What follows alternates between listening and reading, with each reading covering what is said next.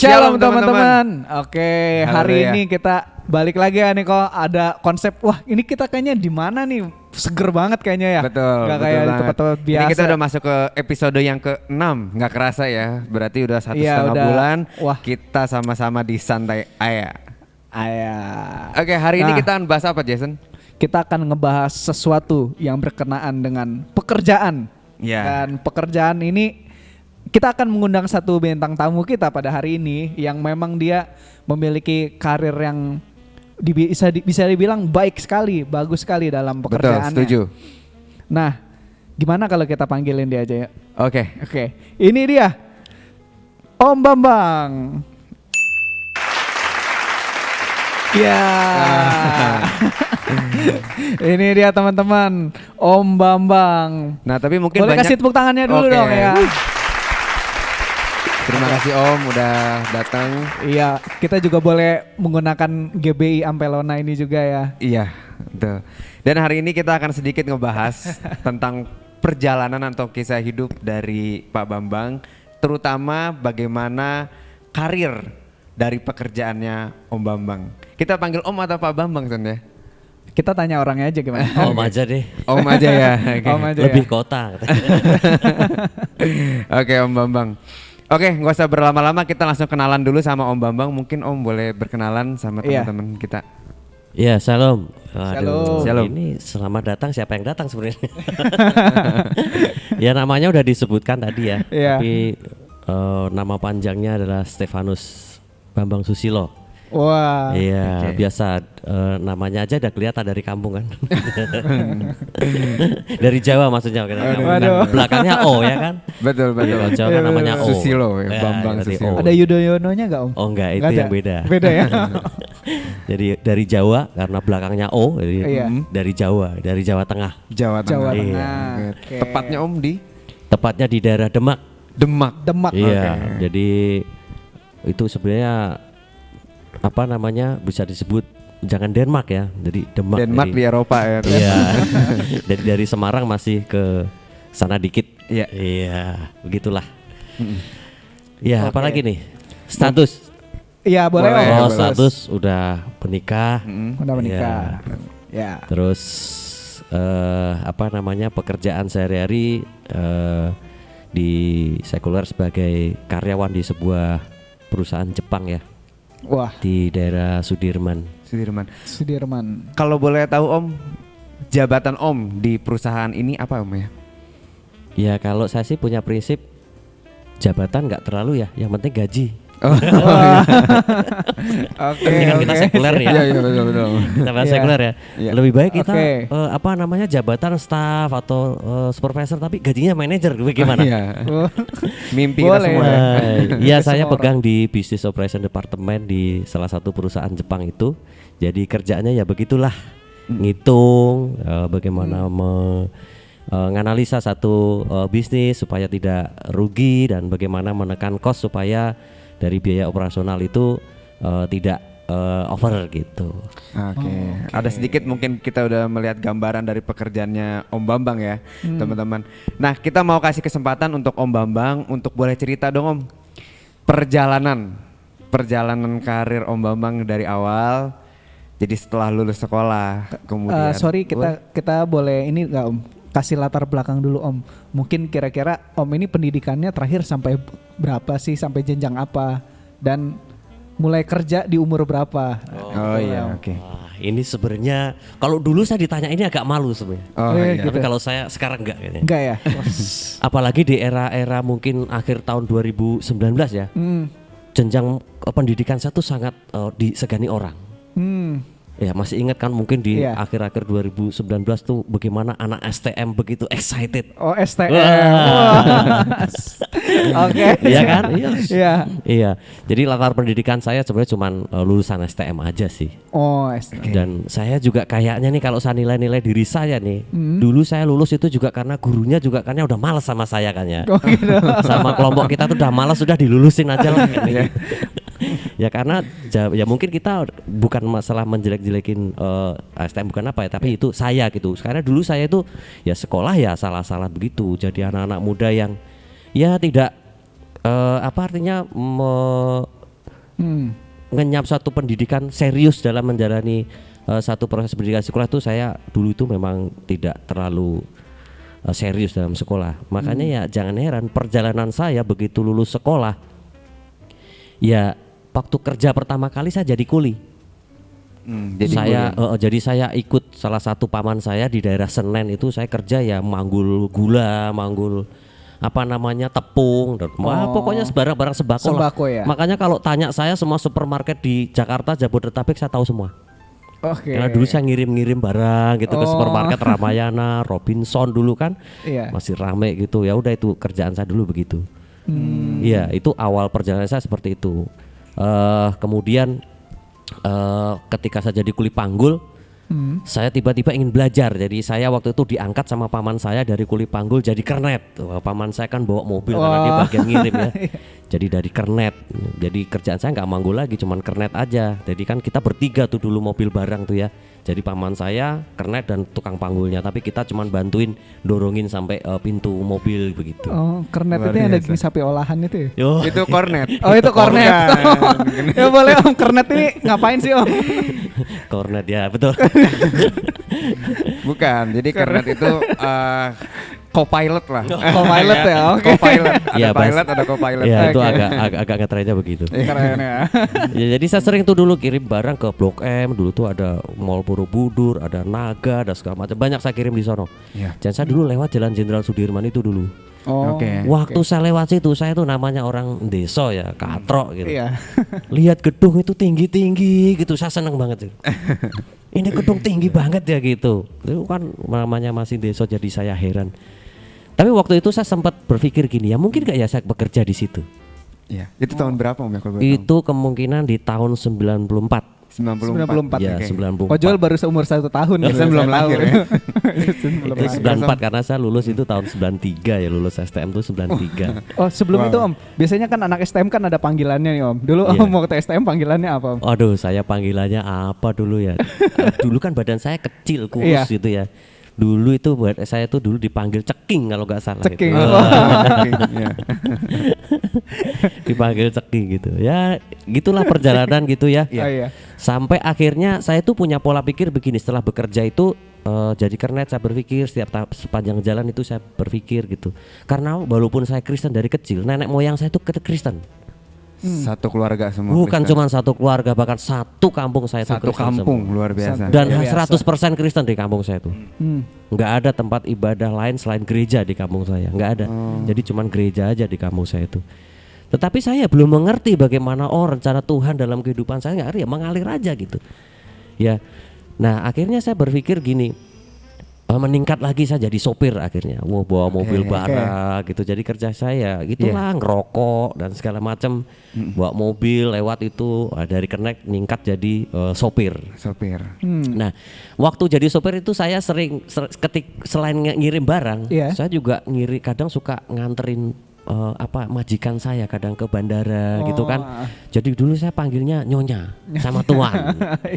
Kalau di Iya. Alkitab ada Kayak di kata-kata FTV gitu ya, ada Om, ya, kata-kata beneran. tuan itu, wah saya dulu sering ketika ketemu bos saya yang laki-laki itu saya harus panggilnya tuan. Tuan.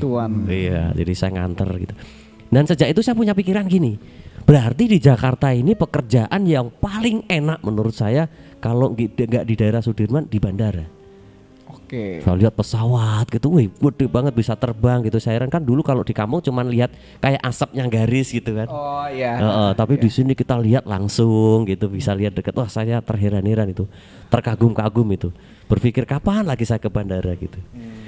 Ya dari situ saya berpikir oh iya ya. Akhirnya saya kerja di daerah bandara dan saya waktu itu sama jadi kuli juga, jadi disuruh-suruh gitu. Dan kehidupan kekristenan saya belum seperti sekarang lah.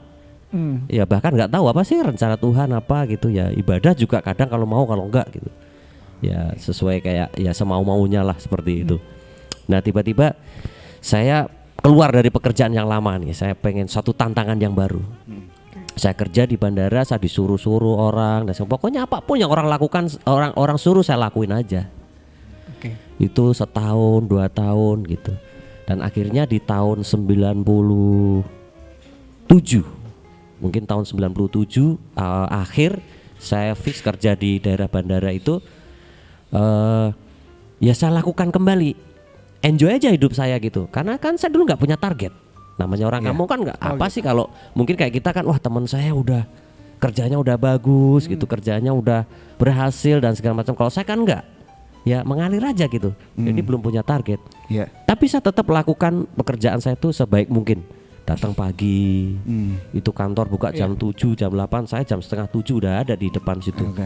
Karena apa? Saya mulai berpikir gitu, apa yang bisa saya jual gitu, apa yang bisa saya tawarkan dari diri saya. Kalau pendidikan kan ya seperti tadi, nggak usah diceritain lagi ya. Oh iya. Udah apa namanya, sekolah bukan masalah sekolahannya, tapi karena memang nggak serius waktu sekolah gitu. Ya udah akhirnya tinggal loyalitas aja. Datang pagi disuruh apa aja mau, ya udah saya jalan seperti itu. Nah itu perusahaan lokal waktu itu. Sampai akhirnya ada salah satu perusahaan Jepang yang melirik saya di daerah bandara itu. Saya nggak tahu ternyata dilirik gitu. Saya dilirik, akhirnya ya saya di interview dan masuk ke pekerjaan itu. Direkrut lah sebenarnya, Rekrut, ya. bukan ngelamar sih. Kalau ngelamar mungkin ditolak malahan ya. Itu di tahun 90. Itu 90, mungkin sekitar tahun 99. 99.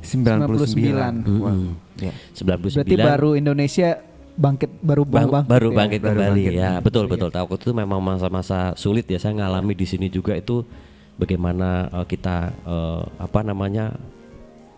berbahayanya gitu, betapa mencekamnya gitu. Dan 99 awal itu memang sudah mulai ada kebangkitan ekonomi mungkin ya.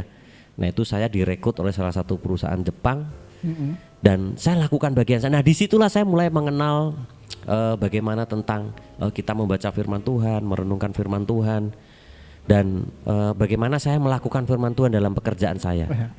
Ya saya lakukan. Dulu tuh ada salah satu ayat yang saya paling dapatkan gitu ya, karena dulu kan saya masih muda. Jadi waktu masih muda tuh saya berpikir ada nggak sih di Alkitab anak muda yang bisa kaya gitu. Ya saya dapat tuh di Matius ada kan anak muda yang kaya. Saya pengen seperti itu gitu. Nah ternyata saya lihat di situ anak muda ini harus melakukan firman Tuhan dan taat kepada semua perintah Tuhan. Ya saya lakukan gitu. Dan satu ayat yang membuat saya ingin merubah hidup saya gitu ya. Kamu ini kepala bukan ekor. Oh waktu saya ke gereja. Ya. Saya dulu sering diledekin sama teman saya kalau nggak ke gereja itu kan. Ada saya teman saya orang Manado tuh tiap hari Minggu pasti saya dioprak-oprak tuh diajak ke gereja. Saya nggak mau. Karena apa coba? Nanti jam 10 ada MotoGP. Saya hobinya motor kan. Hobi jadi nonton saya gerejanya sore aja lah gitu. Sore udah ngantuk akhirnya nggak jadi. Nah waktu pindah di perusahaan Jepang itu saya pisah sama teman saya itu. Dan akhirnya saya udah mulai merasa ya bagaimana harus ke gereja dan saya membangun diri saya seperti itu. Dan ada satu ayat dulu hamba Tuhan tuh kasih ke saya. Ya gak kasih ke saya sih, dia khotbah gitu. Tapi iman saya mengatakan oh ini buat saya nih gitu. Kena banget Buat saya adalah kamu ini kepala bukan ekor. Saya merenungkan ayat itu terus. Waktu pertama kali kerja di perusahaan Jepang itu namanya juga sekolah juga gak serius. Komputer juga mungkin ya pas-pasan aja zaman dulu. Saya belajarnya dulu masih Lotus. Tahu nggak Lotus? Tahu.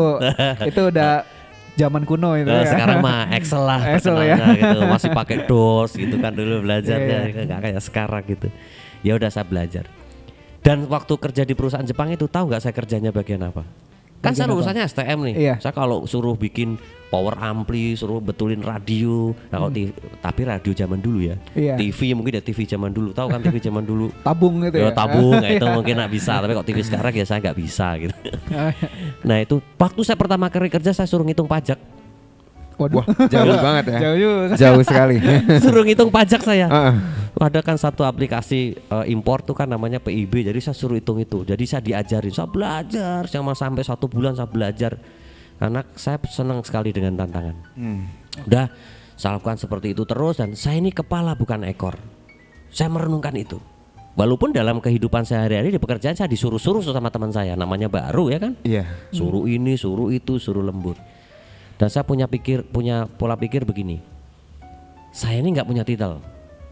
Jadi satu kunci yang saya punya yang saya ingin lakukan adalah loyalitas dan kedisiplinan. Loyalitas dan kedisiplinan. Karena bagi saya begini, yang membuat kita ini mahal, yang membuat kita ini mempunyai nilai adalah kedisiplinan. Oke. Sepintar apapun, setinggi apapun titel kita, kalau kita nggak disiplin, kita murah di mata orang. Oke. Orang juga mau bayar kita juga malas kan gitu. Itu dulu bos saya ngomong gitu. Sampai bos saya tuh ngomong gitu, saya lebih baik mengangkat karyawan yang bodoh daripada mengangkat karyawan yang malas. Itu nancep banget tuh dalam pikiran saya tuh. Iya. Iya. Karena apa? Kalau orang bodoh diajarin bisa pintar. Iya. Tapi kalau orang malas, mau dia pintar kayak apa juga tetap nggak bisa kepake gitu. Iya. Nah itu nancap sekali dalam pikiran saya itu. Setuju. Ya udah akhirnya saya lakukan terus, dan ada salah satu customer, saya dikasih kepercayaan beberapa customer, dan customer yang saya kerjakan itu yang saya hitung pajaknya itu. Jadi customer saya itu berarti importir kan, mereka Iya. yang bergerak usaha yang mereka mendapatkan barang itu impor. Jadi dia melalui perusahaan saya itu, saya ngitung pajak dan ngurus semuanya gitu. Kalau salah ya didenda juga, namanya pajak ya. Salah denda ya. Tapi saya lakukan, saya belajar ya, diomelin ya, pokoknya nggak gampang lah, namanya beda dengan ini kita kan, dan itu harus bisa Iya, gitu. betul. Namanya kita digaji harus bisa gitu. Oke. Udah saya lakukan, saya customer adalah raja. Udah saya servis terus mereka, saya berikan apa yang terbaik lah. Bahkan di waktu-waktu yang sebenarnya bukan jam kerja, mereka tanya juga saya lakukan aja, gitu. Iya. Karena dulu saya punya prinsip gini, kalau kita punya kemampuan sepanjang tangan ini nih misalnya, Iya. kita lakukan semua gitu, dan kita cuma digaji setengah gitu. Nah kita sebenarnya punya value setengahnya gitu, untuk bisa mereka nilai. Jadi saya lakukan terus gitu. Ya udah, akhirnya dari beberapa customer saya ini ada salah satu customer saya yang tertarik dengan saya. Karena apa? Secara apa nih Om? Ya secara apa namanya? Etos kerja ya? Iya, servisnya, bagaimana responsibelnya, bagaimana saya merespon setiap kebutuhan mereka itu, ya mereka suka gitu, dan ternyata itu yang mereka butuhkan. Kemudian tahun 2009, wah berarti hampir 10 tahun ya tadi ya. Iya. Iya. Sampai akhirnya tahun 2009 saya direkrut sama perusahaan yang customer saya itu tadi. Jadi kembali ya, bukan ngelamar ya, Tapi direkrut. direkrut. Saya Luar nggak tahu biasa. sekarang ijazah saya kemana. Karena saya kerja dari pertama nggak pernah bawa ijazah soalnya. Tapi ada kayaknya, istri saya simpan kayaknya. Nah saya interview. Bukan interview, saya direkrut dulu. Iya. Iya. Ya saya malu, perusahaan gede nanti saya bagian apa kan, ini aja kerja di sini ngitungnya gitu. Tapi kembali saya tukar dengan tantangan gitu. 6 bulan saya ditunggu. Jadi dari pertama kali saya coba diajak sampai saya datang interview itu kira-kira 6 bulan. Baru saya datang ke salah satu perusahaan ini, perusahaan Jepang juga, tapi dia adalah importir gitu. Ya saya datang ke sana interview di daerah Sudirman itu. Sudirman. Iya. Waktu saya datang pertama kali interview, wah interviewnya bahasa Inggris semua. Wah, ada tahu Iya. sendiri di sekolahan saya kan Iya. nggak ada bahasa Inggris. Ya. Maksudnya waktu bahasa Inggris saya nggak pernah datang ya. Saya nggak pernah datang. Wong bahasa Indonesia saja belum fasih ya kan, masa belajar bahasa Inggris, prinsip saya dulu begitu. Iya. Ya udah, interview pakai bahasa Inggris. Waktu itu saya udah menikah ya. Jadi waktu interview saya tanya sama istri saya, Iya. name itu apa? Dia waktu itu masih pakai SMS, belum ada WA kayak sekarang, belum ada. Oh itu nama. Iya. Terus baru address itu apa? Ya saya kasih aja alamat dan segala macam. Udah itu dari mungkin dari HR-nya ya. Baru dari divisi yang membutuhkan saya itu dia nanya saya juga pakai bahasa Inggris juga. Wah mules saya, nggak tahu ya, yes no aja gitu ya. Ya udah yes no aja saya. Iya. Saking malunya, Heeh. saya akhir di interview itu ya saya cuma yes no gitu. Ditanya kamu kurang bahasa Inggrisnya? Oh bukan kurang pak, kurang sekali kan gitu. Udah gitu. Ya udah kalau gitu kamu minta gaji berapa gitu. Nah aku punya pikiran gini, aduh aku kalau kerja di sini apa bisa ya? Ya udahlah aku minta gaji nggak masuk akal aja lah, kan gitu. Biar nggak diterima Iya. kan. Boleh Ya sebutin udah. nggak Om berapa Om? Wah jangan ya, Jangan. waktu itu ya kemungkinan hampir 2 digit lah waktu itu. Waduh. Hampir kalau saya berani katakan 4 kali lipat dari gaji saya waktu Sebelumnya di ya. bandara. Ya, akhirnya saya minta gaji itu 4 kali. Iya, kan, 4 Kali lipat. dari Sebelumnya dari tempat pekerja Wow. saya yang lama gitu. Iya. Ya biar gak diterima gitu. Karena saya kan Iya, iya, ngebayangin iya, kan paham. ini kayaknya sulit gitu ya. Iya. Ya udah habis itu saya kembali bekerja di tempat kerja yang lama. Ya saya tidak terlalu memikirkan hal itu. Ya saya percaya aja bahwa kan saat itu saya udah mulai mengerti ya bagaimana rencana Tuhan dalam kehidupan saya. Iya. Ya Iya. saya berserah aja lah bagaimana Tuhan, rencana Tuhan Oke. yang terjadi dalam kehidupan saya. Nah ternyata sebulan setelah itu saya dipanggil lagi untuk interview lagi gitu. Oke. Dan ternyata yang interview itu orang Jepang. Oke. Ya, jadi dari mungkin lebih atasan lagi lah. Iya. Nah belakangan saya tahu memang dia posisinya lebih tinggi gitu. Jadi Hmm. saya diinterview lagi ya, kembali pakai bahasa Inggris lagi. Wah. Ya udahlah saya yes no aja dan nggak terlalu banyak, dan kayaknya dia ngerti lah gitu. Ngerti apa? Ngerti kalau saya nggak ngerti gitu. Iya, iya. Ya udah. Akhirnya ya interview selesai dan saya ditanya kembali gitu. Bagaimana mengenai pekerjaannya. Lalu saya minta ini, saya nggak cukup di situ, saya minta gajinya naik lagi. Karena saya berpikir gini, Sadis. kok kemarin dengan 4 kali kok diterima ya panggil gitu. Saya minta Jangan-jangan lagi lah gitu. kedikitan. Jadi saya bilang alasannya karena jauh aja transportasinya nggak ini, ya udah saya minta naik gaji lagi. Jadi nego kan, ini masih nego kan, bebas ya. Iya. Jadi saya tambahin lagi biar nggak diterima gitu. Nah ternyata 2 minggu kemudian saya diterima. Wah, Waduh. luar biasa. Wah, haleluya. Luar biasa. Nah kalau ini saya percaya pekerjaan Tuhan gitu. Iya. Iya. Ada Tuhan yang buat keajaiban gitu. Amin. Nah ternyata nggak mudah. Kerja pertama kali Mm-mm. ya ternyata kalau tadi kan interview. Ternyata pekerjaan saya di situ, saya waktu itu pegang logistik. Logistik. Oke. Ya jadi saya logistiknya tuh nggak lokal delivery gitu. Jadi saya juga ngurusin pemesanan barang dan sampai terkirim gitu. Dan ternyata kita pesanannya nggak di dalam negeri tapi di luar negeri. Oke. Nah kebayangan saya bagaimana order keluar kan nggak bisa pakai bahasa Indonesia, harus pakai bahasa Inggris kan. Pengen- Wah kayak kerja sampai malam itu. Jadi kalau saya mau ngetik bahasa Inggris saya mikir dulu. Satu kalimat aja saya bisa mikir dulu, bener gak nih, bener, baru klik send gitu. Atau kalau misalnya request tolong dikirim gitu. Akhirnya saya kursus bahasa Inggris. Wah, ini Wah, dia. Di daerah Kota Bumi itu kursus bahasa Inggris, saya daftar aja gitu. Saya datang, ada sekolah bahasa Inggris, saya datang. Iya. Saya tanya, Bu, di sini kursus berapa 1 bulan? Katanya. Di sini 350 Pak. Oh, itu tahun 2010. Tahun 2009, masih 2009. Karena saya baru kerja beberapa minggu Lumayan kan. juga itu mahal. Iya mahal karena mungkin waktu itu kan karena kan belum ada kumon gitu, belum Iya, ada iya. kan, cuman tukangnya bahasa Inggris ya udah. Saya juga waktu itu heran kenapa mahal ya gitu, tapi saya adanya itu ya udah saya ikut aja gitu. Iya. Iya. Kan gajinya 5 kali tadi. Iya, siap. Ya udah saya datang, saya bayar, saya datang ya, saya duduk itu kan itu jam 7 sore kursusnya, jadi saya pulang agak cepet, saya datang 6:30 saya udah datang gitu, karena saya membiasakan diri saya tuh jangan sampai telat lah gitu. Jadi yang waktu masih sekolah tuh jangan terulang lagi. Iya. Ini kan sekolah baru, saya datang 6:30. Begitu saya duduk, saya ditanya sama gurunya itu, ya udah saya duduk. Lalu kira-kira kurang 10 menit baru datang murid-murid yang baru. Klik jam 7 semua murid datang sekitar 8 orang. Dan murid-muridnya tuh semua masih SMP. Saya sendiri paling tua. Karena kan bahasa Inggris dasar. Iya, iya. Jadi masih SMP, SD kelas 6 mungkin ada. Kelas 6. Iya, dan saya lihat ke mereka kayak anak-anak saya gitu. Ya udah akhirnya saya kapok, nggak mau itu lagi lah, nggak mau kursus lagi, sekali itu datang saya. Nah saya kembali mengandalkan kembali mengandalkan Tuhan. Saya percaya Tuhan tuh pasti memimpin saya. Saya ini kepala bukan ekor. Amin. Amin. Dan saya belajar bahasa Inggris itu dari berjuang sendiri. Bagaimana saya, yang penting saya bisa ngomong aja lah. Karena ada satu karyawan, ada salah satu bos saya ngomong gini, kalau orang Jepang ngomong itu kamu jangan ragu, jangan takut, jangan minder. Kenapa Pak? Saya gitu. Karena mereka ngomong juga nggak yakin benar. Ngomong Inggrisnya juga Ngomong nggak Inggris. bener. Mereka juga nggak yakin benar. Iya, iya.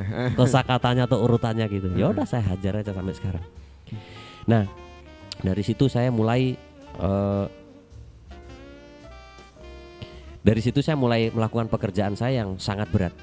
Ya karena itu pasti di luar kemampuan saya secara titel. Iya. Saya lakukan terus dan saya minta pimpinan Tuhan. Dan saya kembali mengandalkan loyalitas dalam diri saya. Iya. Saya memberikan Loyalitas waktu, saya dan nggak disiplin. perhitungan, saya disuruh apa saja saya mau. Bahkan belakangan saya tahu pekerjaan-pekerjaan yang dulu saya lakukan itu ternyata bukan pekerjaan saya malahan. Oh, Tapi udah Teman-teman saya udah pada pulang jam 5, saya masih lembur sampai jam 9. Wah. Terus saya jalanin aja terus. Tapi saya belakangan saya tahu itulah Tuhan membuat kita menjadi kepala dan bukan ekor. Akhirnya apa? Seiring berjalannya waktu, mungkin hampir 1 tahun, teman-teman saya yang biasa menitipkan pekerjaannya tuh ke saya, akhirnya kan harus dikembalikan. Iya. Dan mereka nggak tahu lagi Nggak mulai tahu. dari mana. Dan sejak itu mereka harus tanya kepada saya. Nah, ya kan? Akhirnya dari situlah. Akhirnya saya ya dari satu tim itu ya akhirnya ya semua harus tanya ke saya gitu. Ya saya nggak bilang saya jadi manajer atau apa, tapi ya dari situlah bahkan sampai mengambil keputusan ini budgetnya cukup atau enggak ya. Mereka harus tanya saya Tanya dulu dong, sampai di mana, kapan datang. Nah, mereka harus tanya ke saya Luar dulu. biasa. Iya, luar biasa. Oke, teman-teman yang luar biasa, yang hebat di rumah semua, kita semua percaya gitu ya, Tuhan menghendaki kita anak-anaknya untuk menjadi kepala dan bukan ekor. Amin. Ya, kunci untuk menjadi kepala adalah mengambil tanggung jawab lebih, seperti Om Bambang yang tadi diceritakan. Sekarang pekerjaan teman apapun itu, bertanggung jawablah, jangan malas ya. Iya, Dan yang betul. paling penting tetaplah berdoa. Nah, sekarang nih Om, ada gak Om pesan untuk teman-teman yang lagi nonton sekarang nih? Iya. Ya, terutama untuk anak-anak muda ya. Ya, Betul. Apalagi yang sedang mencari pekerjaan gitu. Ya. Jadi saya punya perenungan gini, hidup itu satu perjalanan. Iya. oke. Ketika kita berjalan ya secara sekuler ini kita bicara, kita pasti akan menemukan kesempatan. Iya. Jadi kalau kita berhenti jangan harap ya kesempatan ada di depan kita gitu. Amin. Atau kalau kita tidur nggak ada kesempatan kita lihat. Hidup adalah satu perjalanan dan kita harus berjalan. Dan ketika kita berjalan kita akan menemukan yang namanya kesempatan. Atau kita bisa bilang namanya pintu kesempatan.